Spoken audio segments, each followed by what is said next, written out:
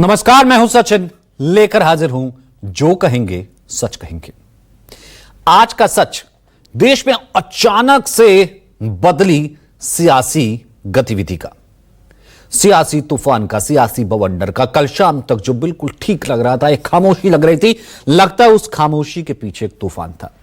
किसी को भनक नहीं थी, या यूं कह लीजिए आशंका तक नहीं थी कि अचानक से वो घटनाक्रम क्या हो जाएगा कि देश के दूसरे सबसे बड़े संवैधानिक पद पर बैठे वाइस प्रेसिडेंट ऑफ इंडिया, उपराष्ट्रपति जगदीप धनखड़ इस्तीफा दे देंगे। इसने सबको हैरान कर दिया, और वो भी उन्होंने हेल्थ रीजन दिया, स्वास्थ्य का हवाला दिया। क्योंकि जगदीप धनखड़ कल दिन भर एक्टिव थे, पूरे तरीके से। पहला दिन था सदन का। ऐसे में सवाल यह है कि ऐसा क्या हो गया अचानक कि देश के इतिहास में पहली बार वाइस प्रेसिडेंट ने अचानक से इस्तीफा दे दिया। दूसरा, क्या सरकार और धनखड़ के बीच काफी पहले से मतभेद चल रहा था, और धनखड़ के इस्तीफे के बाद अब मोदी सरकार के लिए चुनौती कितनी बड़ी हो गई है। दूसरी स्टोरी जो हम आपके लिए लेकर आए हैं, वो स्टोरी अजब एमपी की है। गजब फर्जीवाड़े की स्टोरी हम कई बार आपको दिखाते रहे हैं, तो आखिर एक मंत्री जी के कार्यक्रम में नाश्ता पानी के नाम पर अब खर्च हो गए हैं 10 लाख रुपए। कार्यक्रम था 40 मिनट का, 150 लोगों की मौजूदगी थी। ऐसा क्या खा लिया कि लाखों का बिल बन गया, पास भी हो गया। और क्या सरकारी खजाने पर ऐसे ही डाका डालते रहेंगे भ्रष्टाचारी अधिकारी? आज इसी पर जो कहेंगे सच कहेंगे।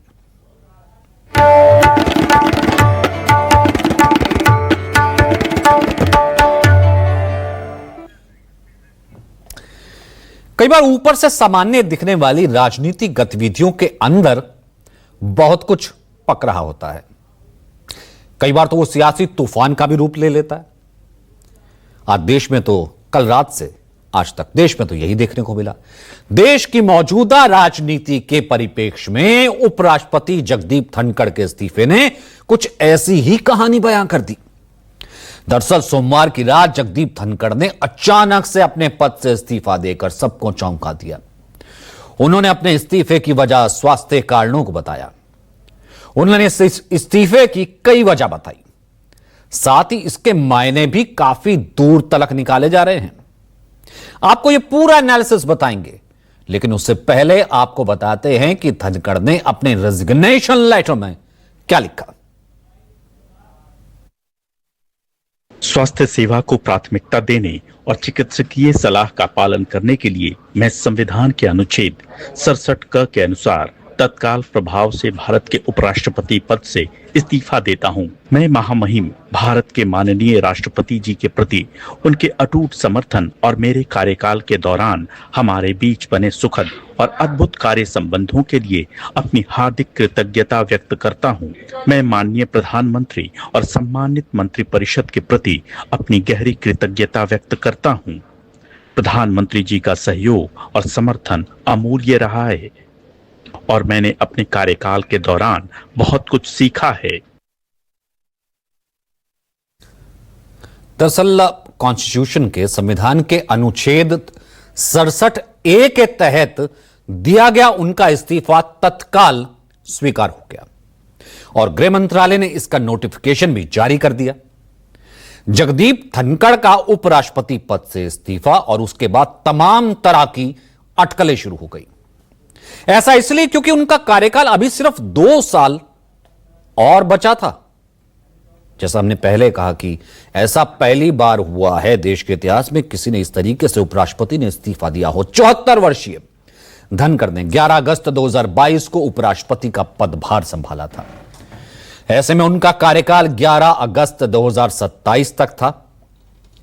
देश के इतिहास में ऐसा पहली बार हुआ है जब बिना किसी संवैधानिक संकट का कोई उपराष्ट्रपति अपने पद से इस्तीफा दे दिया हो।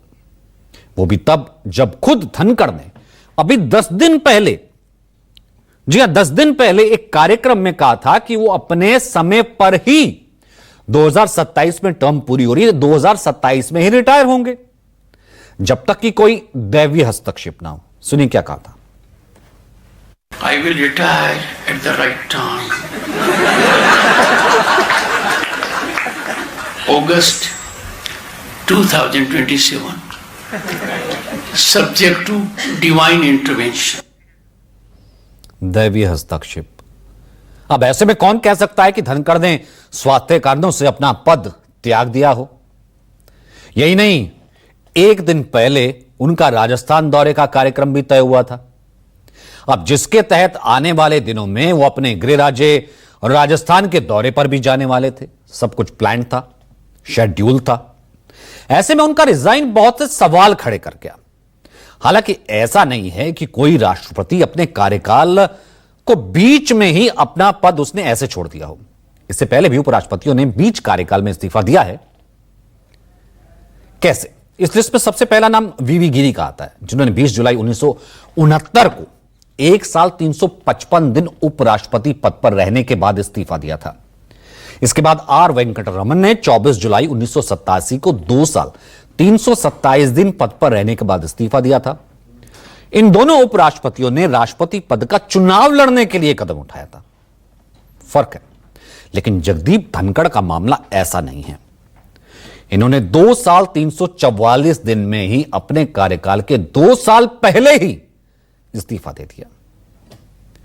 सियासी तौर पर हैरान करने वाली बात इसलिए भी है क्योंकि एक दिन पहले ही उन्होंने एक कार्यक्रम में कहा था कि आने वाला सत्र महत्वपूर्ण होगा। सुनिए।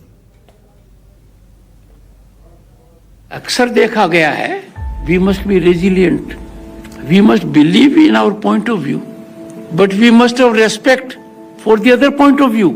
If we believe in our point of view and we believe I am alone right, others are invariably wrong, that is not democracy.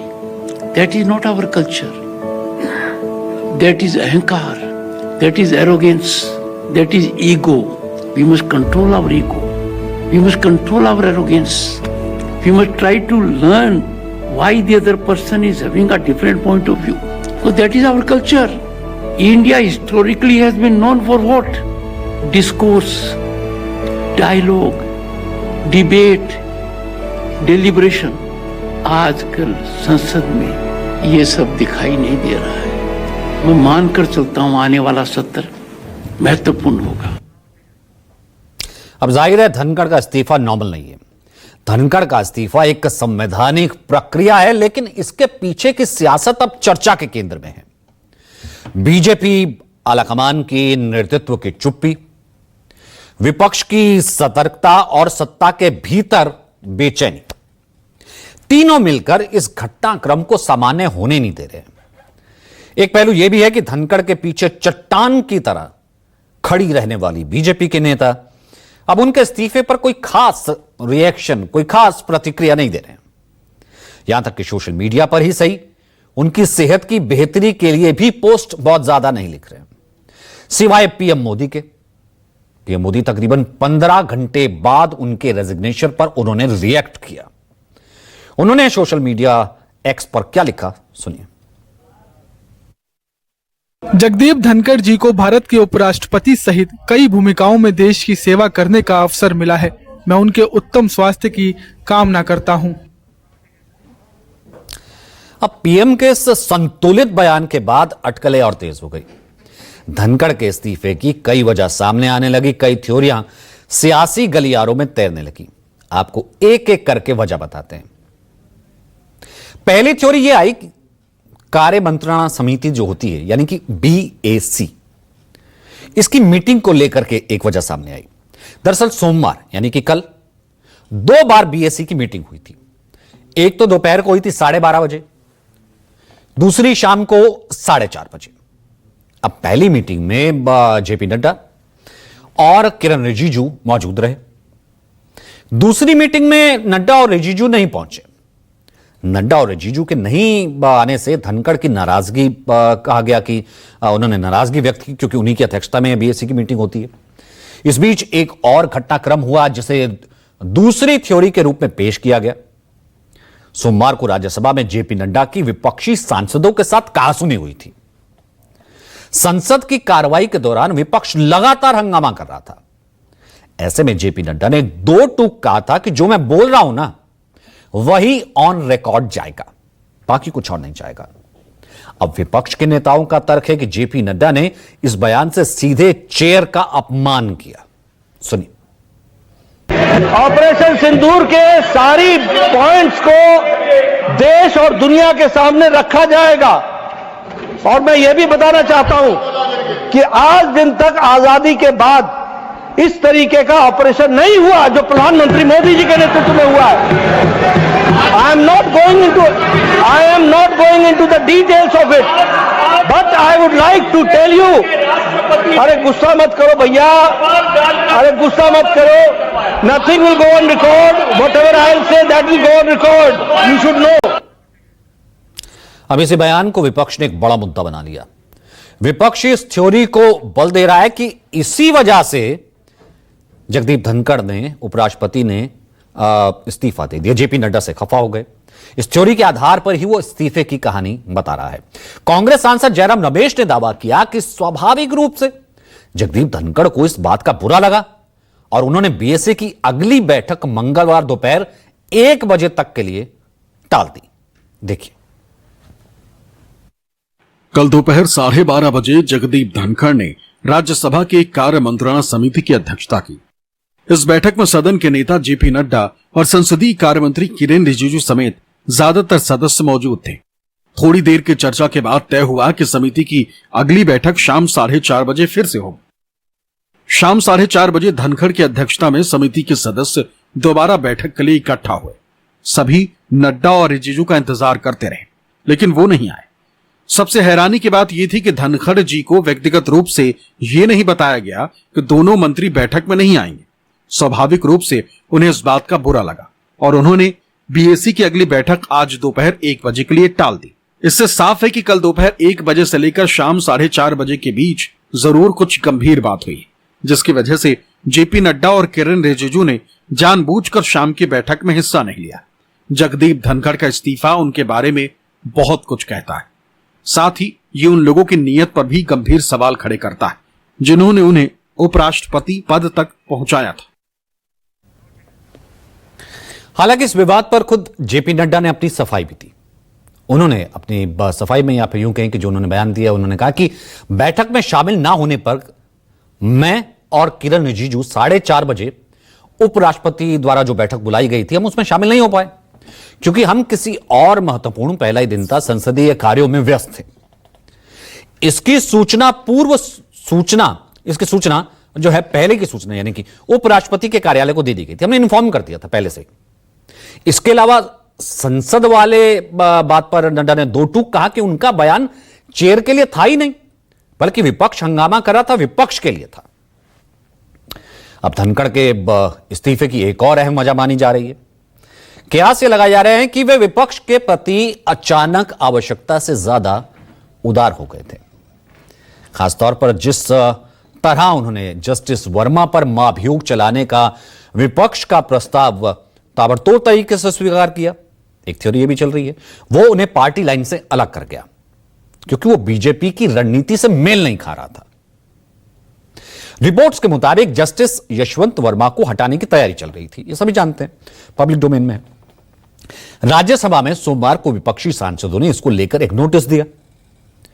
बड़ी बात यह रही कि जगदीप धनखड़ ने उसे तत्काल स्वीकार कर लिया, लेकिन यशवंत वर्मा के खिलाफ राज्यसभा में विपक्षी सांसदों ने महाभियोग प्रस्ताव को जिस तत्परता से स्वीकार करवाया या उपराष्ट्रपति ने स्वीकार कर लिया, वो चौंकाने वाला था। यह तब की बात है जब लोकसभा में सरकार द्वारा जस्टिस वर्मा को हटाने की कार्रवाई शुरू तक नहीं हुई है। ऐसे में माना गया कि क्रेडिट की रेस में विपक्ष आगे निकल गया, सरकार की फजीहत हुई। सूत्र बताते हैं कि धनखड़ ने महाभियोग नोटिस को सदन में स्वीकार करने की पहले कोई सूचना नहीं दी थी। ना तो उन्होंने प्रधानमंत्री कार्यालय से बात की, ना संसदीय कार्य मंत्रालय से, और ना ही पार्टी नेतृत्व को कोई पूर्व सूचना दी। इस कदम ने ना सिर्फ बीजेपी को असहज किया बल्कि उच्च सदन की गरिमा और उसकी प्रक्रिया को लेकर भीतर ही भीतर विवाद की स्थिति गहरा गई, पैदा हो गई। हालांकि जो रीजन दिया गया, कारण, वो स्वास्थ्य बताया गया, हेल्थ, लेकिन सियासी संकेत और घटनाक्रम कुछ और ही कहानी बयां कर रहे हैं। धनखड़ सिर्फ अचानक इस्तीफा देकर चले गए, बल्कि उन्होंने परंपरा के विपरीत कोई अपना विदाई भाषण भी नहीं दिया। मतलब साफ नजर आने लगा कहीं ना कहीं सब कुछ राजी खुशी तो नहीं हुआ है। अब इस पर विपक्ष भी काफी बढ़ चढ़कर बोल रहा है। जो विपक्ष राज्यसभा के सभापति के रूप में धनखड़ पर लगातार आरोप लगा रहा था, वो अब उनके साथ खड़ा हो गया है। सुनिए जरा। मुझे नहीं पता कि बीजेपी किसकी मांग कर रही है, कौन उपराष्ट्रपति बन रहा है, लेकिन बीजेपी के लोगों को इसकी मांग करनी चाहिए कि फेयरवेल पार्टी तो हो। स्वास्थ्य ठीक नहीं था तो सत्र पहले चालू होने से पहले भी वो दे सकते थे इस्तीफा। हालांकि ये चर्चाएं हैं और लोगों की जहन में भी है कि इस्तीफा जो है लिया गया है। अब क्या कारण है क्या नहीं कारण है ये तो वही बेहतर बता सकते हैं, लेकिन हमने तो कल पूरा उनका देखा, वो तो स्वस्थ लग रहे थे और पूरा हाउस उन्होंने चलाया है। अगर ऐसी कोई बात आती तो वो सदन में भी रख सकते थे।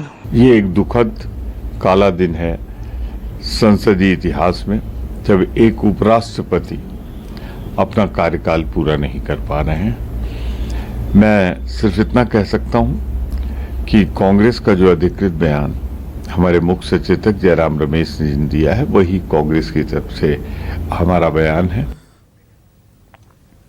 हालांकि सत्ता पक्ष की ओर से कहा यह जा रहा है कि उनके स्वास्थ्य का मामला है, हेल्थ का मामला है, ऐसे में इस मुद्दे पर राजनीति नहीं होनी चाहिए। ये भी सुनिए। हम लोग जिनकी बात कर रहे हैं वो हमारे देश के उपराष्ट्रपति रहे हैं। ऐसे में मुझे लगता है कि उनके फैसले का हम सबको सम्मान करना चाहिए, कम से कम इस विषय का राजनीतिकीकरण नहीं करना चाहिए। पेशे से वकील रहे धनखड़ उपराष्ट्रपति चुने जाने से पहले पश्चिम बंगाल के राज्यपाल भी थे। उस वक्त से लेकर तब तक, यानी कि जब राज्यपाल से फिर वो उपराष्ट्रपति बने, कई बार विवादों में रहे। उनके साथ ये चीज चलती रही। अक्सर विवादों के केंद्र में कैसे रहे कि पश्चिम बंगाल के राज्यपाल रहते हुए सीएम ममता बनर्जी से टकराव की खबरें उनकी लगातार आती रहती थी। राज्यसभा में सभापति रहते हुए हमेशा विपक्ष के वो निशाने पर रहे। 2023 में 146 सांसदों के निलंबन का मुद्दा भी खूब सुर्खियों में लेकर के आया। सुप्रीम कोर्ट और न्यायपालिका पर लगातार उनकी टिप्पणी भी एक कारण बनी। राष्ट्रीय न्यायिक नियुक्ति आयोग NJAC, वो उसको रद्द करने के पक्षधर थे। ओपनली उन्होंने कई बार बयान दिया। 2024 में विपक्ष ने अविश्वास प्रस्ताव लाने की कोशिश की थी इनके खिलाफ। अब खबर यह भी है कि धनखड़ बीजेपी नेतृत्व से कुछ समय से असंतुष्ट थे। पिछले साल ही किसानों के मुद्दे पर केंद्रीय मंत्री शिवराज सिंह चौहान के सामने ऐसी मांगे और बातें कह दी थी जो पार्टी लाइन से पूरी तरह हटकर थी। सुनिए। विश्व के शीर्ष नेताओं में गिना जाता है। जब ऐसा हो रहा है तो मेरा किसान परेशान क्यों है, क्यों पीड़ित है? Why the farmer is stressed? ये बहुत गहराई का मुद्दा है। इसको हल्के में लेने का मतलब है we are not practical, our policy making is not in right track. कौन है वो लोग कहते हैं कि अपने किसान को उसके उत्पाद की उचित मूल्य दे देंगे? तो मुझे समझ में नहीं आता कोई पहाड़ गिरेगा। किसान अकेला है जो असहाय है। He doesn't decide what he can decide. कृषि मंत्री जी, एक एक पल आपका भारी है। मेरे आपसे आग्रह है और भारत के संविधान के तहत दूसरे पद पर विराजमान व्यक्ति आपसे अनुरोध कर रहा है कि कृपया करके मुझे बताइए क्या किसान से वादा किया गया था, और वादा किया गया वादा क्यों नहीं निभाया गया, और वादा निभाने के लिए हम क्या कर रहे हैं? गत वर्ष भी आंदोलन था, इस वर्ष भी आंदोलन है। काल चक्कर घूम रहा है, हम कुछ कर नहीं रहे हैं। तो अब संविधान में कहा गया है कि उपराष्ट्रपति के पद को जल्द से जल्द भरना होगा, यानी इस पद पर चुनाव जितनी जल्दी हो सके व्यवस्था के हिसाब से करना होगा। उपराष्ट्रपति जगदीप धनखड़ के सोमवार शाम अचानक पद से इस्तीफा देने के बाद उनके उत्तराधिकारी की दौड़ शुरू हो गई है। अब ऐसे में सवाल ये उठता है कि अब कौन बन सकता है उपराष्ट्रपति? इसको लेकर सियासी गलियारों में कुछ नाम चल रहे हैं। कौन हो सकता है? धनखड़ के इस्तीफे के बाद कौन कौन नाम चल रहे हैं? पहला नाम जो लगातार चर्चा का विषय बना हुआ है, आरिफ मोहम्मद खान। फिलहाल राज्यपाल हैं बिहार के, पहले केरल के भी रह चुके हैं। मनोज सिन्हा एक और वरिष्ठ चेहरा। उपराज्यपाल हैं इस वक्त जम्मू और कश्मीर के रामनाथ ठाकुर। तीसरा चेहरा केंद्रीय मंत्री हरिवंश नारायण सिंह, जो कि राज्यसभा के उपसभापति हैं इस वक्त। नाम बिहार के सीएम नीतीश कुमार का भी सोशल मीडिया और कुछ राजनेताओं के हिसाब से इस रेस में है, लेकिन नीतीश कुमार इस पद के लिए शायद ही हामी भरें। तो कुल मिलाकर के ये नाम चल रहे हैं कि कौन हो सकता है। तो ये था आज का एनालिसिस, आज की सबसे बड़ी खबर का। और अब